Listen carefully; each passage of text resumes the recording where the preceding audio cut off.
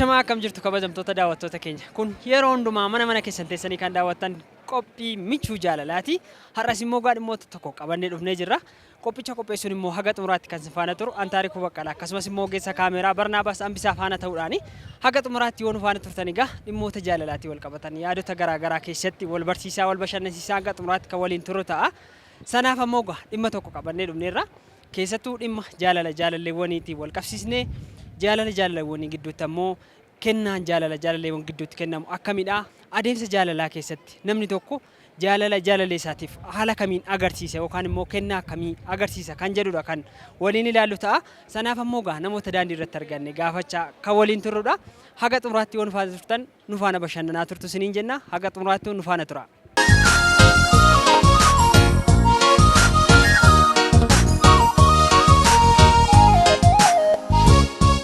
Jalqaba irratti galatoomii maqaa kennutti ibsiti. Maqaan koo Biraaduu Abdiisaa jedhama. Maqaan koo Guutamaa Tasfaayee. Sanyii jalqaba. Maqaan koo Ayyaantuu Fiqaaduun jedhama. Orsiimaan jedhama. Maqaan koo Hannaan jedhama. Maqaan kiyya Tasammaa Taafaa Dirribaa jedhama.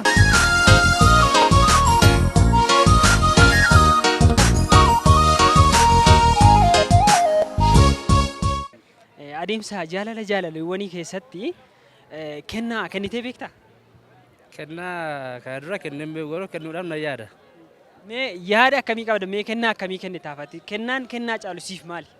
Kennaan kennaa caalu naaf jaalaluma deebisee laadhoo ta'e malee waan biraan jiru. Jaalala gaafa jettu jaalala mee akkamitti jaalala kennitaafati nama? Jaalala yeroon kennu bakka ishee rakkattetti baddee dhaabadhee yeroo gammachuuf gaddaa ishii duukaa ta'ee ishiidhaaf jaalala koo ibsu jechaadha. Mee seenaa jaalalaa keessatti jaalalleewwanii kallattii garaagaraatiin ibsama. Isinis egaa meebii jaallachuu dandeessu jaallatamtus dandeessu. Mee jaalala yoo jaallattan sin jaalallee keessaniif akkamitti ibsitame ati? Naman jaalladhu tokkoo fi bakka yeroo hunda jechuun gaddisiisuun barbaadu akka mataa kiyyaatti. Biyyaansi gammachiisuun barbaada bakka fedhii nama sanaa guutuuf hin barbaada. Mee Hayyaantu gaa seenaa jaalalleewwanii keessatti kennaan yeroo garaagaraattiin kennamas gosoota garaagaraa qaba. Meebii atis jaallattees yookaan jaallatamtes beekuu dandeessa. Sana keessatti mee kennaan guddaan siif maali? Kanaaf kennaan guddaa jaalala inni naa kennee deebisee kennuufiidha. Mee jaalala inni sii kenne sana akkamitti deebistaati? Akkuma inni naa kennitti maaleet yoo naa danda'ame isa inni naa kennee ol kennuuf hin barbaadan. Mee atoo? Jaalala keessatti kennaa guddaa jedhamee wanti yaadamu hin jiru. Jaalaluma sana walii kennuun keeyyuu waliif yaaduun wal dhaga'uun wal hubachuun sun iyyuu kennaa guddaadhaan akka kottee yaadaan. Seenaa jaalalleewwanii keessatti akkuma beekamu namni kamiyyuu gaa jaalala kamiin keessattuu ni argama. Jaalala malees namni hin jiraatu. Sana keessatti gaa bu'aa ba'ii baay'ee qaba jaalalli. Sana keessatti ammoo jaalalleewwanii keessatti kennaan iddoo guddaa qaba. Sana mee kennaan guddaa siif maalidha? Anaaf kennaan guddaa jaalala dhugaa qofa. Sarraa kana fi waan biraan jiru. Mee jaalala dhugaa jechuun maali ni ibsitaati jaalala? Dhugaa jechuun akkam beekutti yaani nama tokko jaalattee jechuun amanamtee fi wajjin jiraachuu bakka jira miti birrirraa kan bilisa ta'e waan hundarraa kan bilisa ta'e jechuudha jaalala dhugaa jechuun san ittiin beeka. Mee ati kennaa tokko jaalallee keetiif kan kennitu kennaa jabaadha jettu maali? An jaalala dhugaa qofa. Jaalala dhugaa qofa kennitaaf. Seenaa jaalalleewwanii keessatti jaalalli akkuma beekamu bu'aa ba'ii hedduu qaba jedhama. Aarsaa hedduullee nama kaffalchiisa jedhama. Sana keessatti mee ati kennaa ati jaalala keessatti namaaf kennitu kennaa guddaadha jettee yaaddu maali? Jaalala keessatti kennaan jaalalaaf kennamu jaalaluma mataasaadha. Jaalallee keetiif akkamitti ibsitaati mee jaalala? Ishiidhaaf moo bakka isheen namaaf ta'u waadheen yeroo isheen rakkatte yeroo gammachuus gaddaa maddii dhaabadhee waadhee fi ishitti agarsiisa jechaadha. Amma jaalalli karaa baay'ee ibsama. Fakkeenyaaf jaalala karaa yeroo bakkeewwan bashannanaatti fudhatanii faana deemuun jira. Yeroo barbaachisu maratti bilbila walii bilbilanii waliin haasa'uun jira. Irra darbee immoo yeroo dhungoodhaan walii ibsuun jira. Kana keessa ati amma kamiin ibsita hiriyaa keetiif? Yoo hin danda'e karaa maqaan hundaa ibsu biyyaadha. Kanuma hunda isaatiin ibsita. Kanuma hunda isaatiin ibsita. Giddudha. Waan hundayyuu waan dhala namarraa eegamu waan ishee barbaachisu hundaanuu bira dhaabadheen ibsaaf jechaadha. Mee jaalala kee kana akkamitti ibsitaafati? Amma jaalalli kallattii baay'eedhaan ibsamaami? Fakkeenyaaf jaalalli bakka bashannana garaagaraa furattee deemuun jira. Dhungoodhaan ibsuufiin jira. Wajjiniin bashannana garaagaraa yeroo garaagaraa dabarsuuf jira. Sana keessa ati kamiin ibsita? Ishanii dhungoodhaan ibsaaf. Naman jaaladhu tokko yoon dhungadde bakka jaalala kun ittiin ibsaaf. Mee haa ta'u akkamitti ibsita? Yaa'u nama kana duraa garuu jaalladhee hin beeku. Tun jaalladhee kana duraatti kana booddeetti hiriyaa baafadhee yaa'u jechuun wanta ishiin jaallattu tokko jira mitiire wanta ishiin jaallattu tokko dhoksitee sabiraas gootanatti fakkaata. Gooti akkasiidha yaada. Sana wal qabsiisee yeroo baay'ee amma ijoolleen shamarraniidha. Sarpiraayizii yookaan immoo miira dhoksaadhaan gammachiisuu kana baay'ee jaallatu jedhu. Sana mi akkamitti goota ati tosi ta'e? Sana utuna ta'e yaa'u sisteemicha duraan harkaatii baafadha fakkeenyaaf maal jaallattaa otoo waan akkasii fakkeenyaaf wanta ishiin jaallattu tokko wanta ta'e jedhee qassadhee harkaasii baasee guyyaa booddee qassadhee wanta ishiin jaallattu sanaan saapiraayisii gochuu yaala. Irraanfachiistee jechuudha. Neegaa jaalala keessanii jaalallee keessanitti agarsiisuuf jaalalli kallattii garaagaraatiin agarsiifamaami. Fakkeenyaaf bakkeewwan bashannanaa garaagaraa faana deemuudhaan dhungoodhaan illee ta'uu danda'a. Haalota garaagaraatiin agarsiifama. Sana keessaa mee jaalala keessan akkamitti agarsiiftu?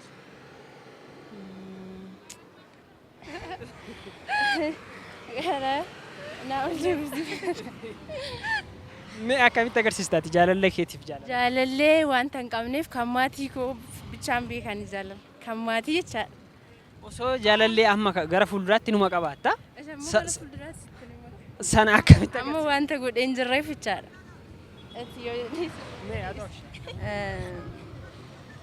Ammaaf si ibsuu yoo dadhabeyyuu jaalala sa'aatii jette kana keessaa kan biraadhaan agarsiisuu nan danda'a. Mee maaliin? Ayi bakka wal yaaduudhaan wal hubachuudhaan wal dhaga'uudhaan jaalala agarsiifamu jira. Isaan mati jette garuu baayibilkaalii sila waan hin eeyyamneef noormaalii jechuun akkanaaf ta'utti akka jireenya hafuuraa kootti hin buunetti akka safuu hawaasa koo hin miinetti sanaan agarsiisuu nan danda'a jechuudha jaalallee koof jaalala. Kana achi kana nama siin jedheen agarsiisuu hin dandeessu. Hin danda'u lakki.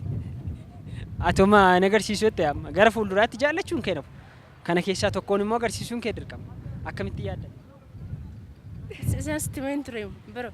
Yeroo gaafa sanas jechaan ammatti wanta itti yaadamee wanta hin jirreef gaafa sana immoo noormaalii wanta ta'e dubbachuun dirqama. Ayyee galatoom. Meegaa jaalalli ati jaalallee keetiif bifoota garaagaraatiin ibsamaa miidha jaalalli? Kallattii garaagaraatiin ibsama. Fakkeenyaaf dhungoodhaan ta'uu danda'a. Bakka bashannanaa garaagaraa faana deemuudhaan ta'uu danda'a. Waa hedduu of keessaa qaba. Mee sana ati kamiin ibsitaaf jaalallee? An jaalallee kootiin yeroo hunda osoo na dhungate akka natti tola. Waan baay'ee na jaallatu natti fakkaata. Iddoo bashannanaa garaagaraa fakkeenyaaf jira miti iddoon bashannanaa soodarii ta'uu danda'an xoxxoo baay'ee iddoo akkasii na waliin deemne bakka jaalala waan akkasiitiin an ibsaan akka kootiitti. Atoo akkamitti ibsita? Kana osoo sii godhee filatta atoo akkamitti ibsitaaf? Anis yeroo hunda isa biratti argamuudhaan sa'aatirraan bilbiluudhaaniif bakka yeroo hunda isa dhungadhillee ibsuufi bakka jira mitiree jaalala akkasittan ibsu ani yeroo hunda jaalallee koo sa'aatii hunda otoo naa bilbilee natti tola sa'aatii hunda osoo bira taa'ee natti tola bakka hiriyoonni koo shamarranillee innaan attaasaan otoo waa'ee isaan attaasaan baay'ee natti tola beektaa jaalallee koo. Ayyee galatoomi jaalala dhugaadhaan osoo jirtanii haalan beekaniin yoo addaan cite jaalala dhugaadha jettu kun akkam gootee deebisuuf yaadda?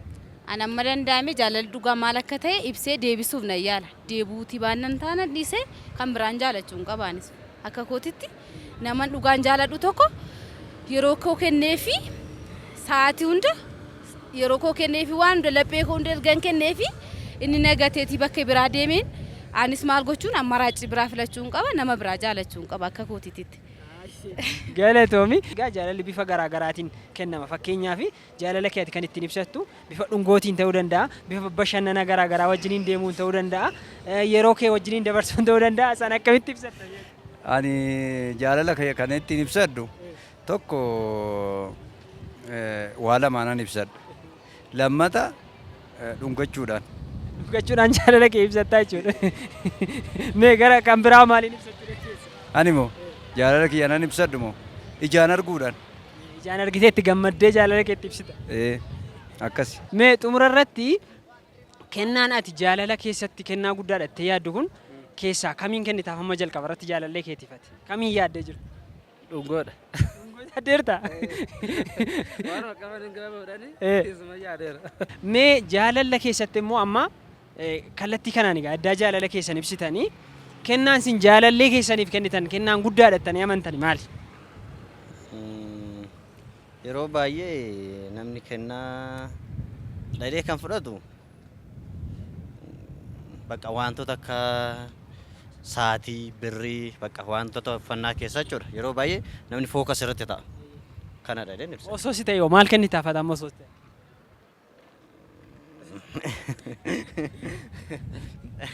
Birriin kennaafani. Birrii mormaa jechuudha. Aha, birrii mormaa kana morma irratti uffatama jechuudha. Eesh. Mee atoo?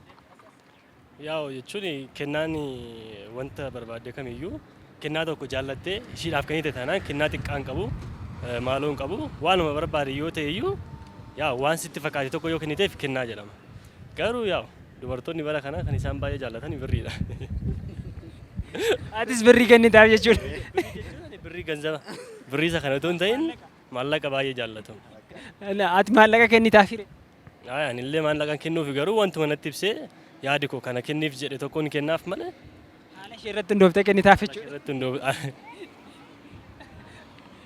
Ayyee galatooma mee xumura irratti gaa amma isin osoo hamma gaa jaalalleewwanii keessa jirtu jennu. Jaalalleewwanii sana keessatti rakkoon tokko uumamuu danda'a. Amma osoo isheen sin hin fedhu yookaan sin fedhu siin jettee battala sanatti akkam gootee amansiifachuu dandeessaati? Gawaa nama wal jaalatee jiru yookiin osoo na ta'e namni tokko gaafa sin jaaladu jedhu tokko sababa isaa sitti himuu qaba. Sababa sin jaalanneef. Sababni sun yoo karaa kiyyaan furama ta'e furuu yoo mun furamu ta'e dhiisudha. Furuu fooyyaaltu. Hin furama yoo hin jedhee deema amma akkoo nan fura yoo ta'e karaa kiyyaan danda'ama yoo ta'e nan furaa jechuudha nan sirreessa. Garuu immoo hin danda'u taanaan. Osuma jaallattu dhiistaa? Maa kuni koo nan fura yoo hin ta'e nan sirreessa bakka nan jaalanna. Yoo immoo hin danda'amu ta'e dhiisudha kaffalli bira. Meegaa jaalala keessatti jaalalli gaa bu'aa bayii hedduu qaba. Osoo amma jaalalleewwan lama gidduu yookaan immoo jaallattanii jirtanii namni tokko lafaa ka'ee yookaan sababa tokko fudhatee sin jaalladhu yoo sin jedhe haala kamiin jaalala duraatti deebisuu dandeessa meeti? Na jaallachaa ture. Si jaallachaa ture jaalaluma keessa turtanii jaalalli sun haala hin beekamneen addaan cite. Sana gara jalqabaatti deebisuuf maal gootame? Murtoo akkamiifaa fudhatta? Haala kamitti fayyadamta? Yaa wanta inni ittiin na jibbe sana baruu fayyaala. Sana bartee sana booddee gara murtoo jirutti deemtaa jechuudha. Ayyee mee haa ta'u. Jalqaba na jaallata ture achi sababii hin beekamneef addaan kute. Otoo na jaallata ta'e sababii hin beekamneef narraa adda ba'uu hin barbaadu. Silumaayyuu jaalalan qabu jechuudha. Silumaayyuu jaalalan qabu. Maaliif beektaa? Na jaallata soo ta'eeti haala kam keessatti iyyuu narraa addan ba'u. Jaalalli dhugaan jira taanaan. Dhugaan jira taanaan wanti isa narraa adda isa baasu hin jiru. Garuu yoo mootarii hin beekamu wanti ta'e wayii ta'ee uumamee yoo narraa adda ba'u filate immoo nama humnaan of hin jaallachiistu. Sana keessatti maal gootaati? Garuu maaliif akka inni narraa adda ba'uu barbaade gaafadheetan normaalii bakka jechuun yoo fedha isaa miti ta'e guutumaa guututti narraa adda ba'uu danda'a. Garuu akkuma siin jedhe na jaallata taanaan sababa malee narraa adda ba'u namni na jaallatu. Kanaafiyyuu ati murtoo ati fudhattu haala irra jiru irratti hundoofteeti jechuudha. Yes. Kennaan ati jalqaba irratti amma kennaan gosoota garaagaraa jira. Fakkeenyaaf kennaan cimaadha jedhamu yeroodha. Sana duuba kan dhufan immoo hedduu isaatu jira. Sana keessa ati amma kamiin kennita? Kennaa yeroo hundaa hiriyaa koof shittoon bitaa. Shittoo bitaa. Kennaa yeroodhaan boodatti kanan kennu sixootaara kan jedhamu yookiin kennaa kan jedhamu shittoof ababa diimaa yeroo hunda jechuudha. Innaa abilii mormaa kanan kennaaf kennaadha kan jedhamu jechuudha. Jaalala kana keessatti haala hin beekamne fakkeenyaaf jaalalli yeroo garaagaraatti addaan cituu danda'a. Fakkeenyaaf jaalaluma ho'aa isaa yookaan jaalala dhugaa keessattuu jiru addaan citiinsi yoo uumame ati akka kamiin deebisuu dandeessa mee amma toosi ta'eeti? Gidduu sanatti misteekiin uumame yoo jiraate obsuudhaan itti yaadee rakkoo yoo na bira jiraate rakkoo koo sana karaan furu. Yoo rakkoon immoo naman jaalladhu san bira jiraate karaan ittiin nama sana amansiisuun jaarsummaa fatti kadhatte. jaarsummaan baasuun. Jaarsummaan osoo hin ta'in ofiidhuma kootiifani obsaanan dabarsee too irra darbuudhaan ibsadhaan. Galatoomi mee ati amma soo jaalallee keetiif kennaa jabaa tokko kennisiin jedhanii maal kennitaafate? Kennaa jaalalaa moo kitaaba? Kitaaba bittaa fi baay'ee bareedaadha. Kitaaba baay'ee jaallatta? Kitaaba dubbisuu nan jaalladha baay'ee. Keessattuu immoo kitaaba seenaa jaalalaatiin wal qabatu kennitaaf? Kitaaba seenaa jaalalaatiin wal qabatu akka asoosamaa fa'a. Kitaaba irra caala immoo kitaaba hafuuraan dubbisuu jaalladhaan.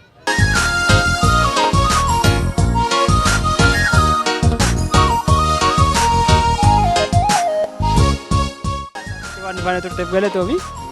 Galatoomaa. Galatoomaadha. Hedduu ulfaadhaa yeroo keessan aarsaa gootanii waan faana turtaniif ulfaadhaa galatooma. Ayyeesh ulfaadhaa. Yeroo keessan aarsaa gootanii faana waan turtaniif guddaa galatooma ulfaadhaa. Ayyee thank you. Galatooma. Ayyeesh ulfaadhu galatooma.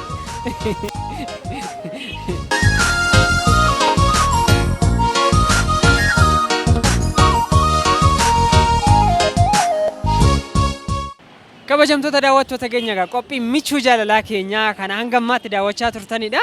Egaa qophii michuu jaalalaa keenyaa irraati immoo waa iddoo akka itti baratan akkasumas immoo akka itti bohaartan homaan shakkinu. Kanarraaf qopheeffanne egaa kan hanga ammaatti nu daawwachaa turtanidha. Qophicha qopheessuun hanga si faana turan Taarikuu Baqqalaa akkasumas immoo gama ogummaa kaameraatiin Barnaabaas Hambisaa na faana ture. Torban immoo qophii biraatiin hanga walitti deebinutti qophiilee waliif TV irraa hafan biroo faana turtii gaarii isiniin jenna nagaatti.